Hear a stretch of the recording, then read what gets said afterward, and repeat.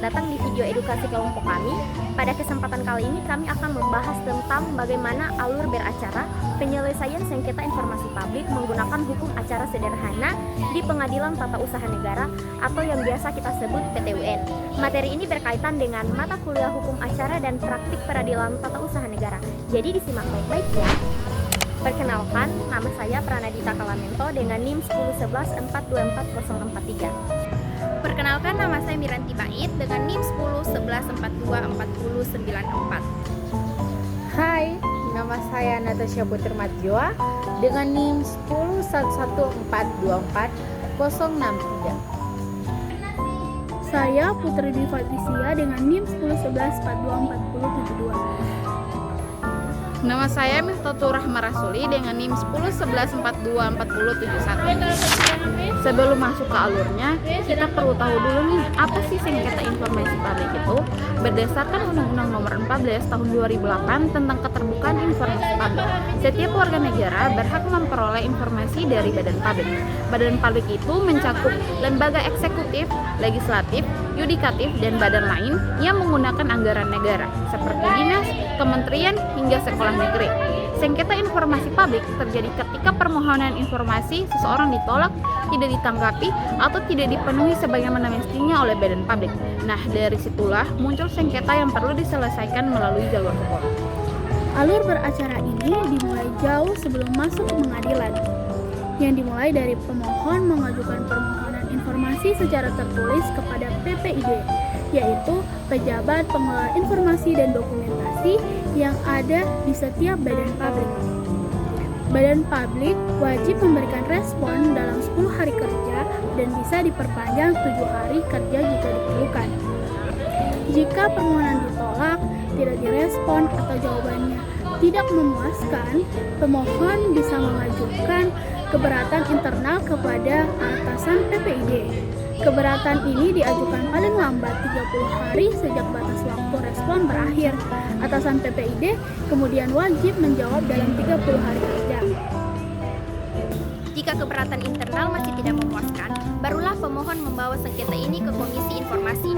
Bisa Komisi Informasi Pusat, Provinsi, atau Kabupaten Kota, tergantung jenis badan publiknya.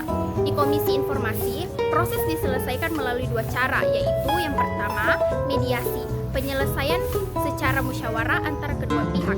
Jika mediasi gagal, dilanjutkan dengan adjudikasi non-litigasi, yaitu pemeriksaan dan putusan oleh Komisi Informasi. Putusan Komisi Informasi ini bersifat mengikat dan final, kecuali para pihak mengajukan keberatan ke pengadilan. Nah, ini bagian intinya. Jika salah satu pihak tidak puas dengan putusan Komisi Informasi, mereka dapat mengajukan gugatan ke PTUN paling lambat 14 hari sejak putusan Komisi Informasi diterima. Yang membedakan proses ini dari gugatan tun biasa adalah digunakannya hukum acara sederhana sesuai Perma nomor 2 tahun 2011. Adapun ciri-cirinya, yang pertama, diperiksa oleh hakim tunggal, bukan majelis hakim. Yang kedua, sidang pertama digelar paling lambat 3 hari sejak gugatan didaftarkan. Yang ketiga, putusan dijatuhkan paling lambat 21 hari sejak gugatan diterima. Yang keempat, biaya perkara nihil alias gratis. Yang kelima, pemeriksaan langsung pada pokok perkara, tidak melalui tahapan dismisal, proses seperti gugatan tun biasa. Jadi, prosesnya jauh lebih cepat dan sederhana dibanding gugatan tun pada umumnya. Jadi teman-teman, setelah pemeriksaan selesai, hakim akan menjatuhkan putusan. Hakim bisa mengabulkan gugatan, yang artinya badan publik diperintahkan memberikan informasi dalam batas waktu tertentu atau menolak gugatan jika dalil penggugat tidak terbukti. Nah, jika masih ada pihak yang tidak puas, tersedia upaya hukum kasasi ke Mahkamah Agung. Namun perlu diingat, putusan PTUN sudah cukup final dan mengikat para pihak sejak diucapkan dalam sidang terbuka. Jadi, itulah alur lengkap penyelesaian sengketa informasi publik mulai dari permohonan ke PPID, keberatan internal, sidang komisi informasi hingga gugatan ke PT UN.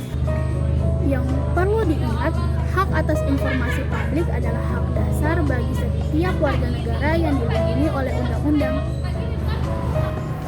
Hukum acara sederhana hadir untuk memastikan proses ini berjalan cepat, mudah, dan tidak membebani masyarakat. Jadi teman-teman, itulah penjelasan dari kami. Semoga video ini bermanfaat untuk teman-teman semua. Terima kasih sudah menyaksikan. Wassalamualaikum warahmatullahi wabarakatuh.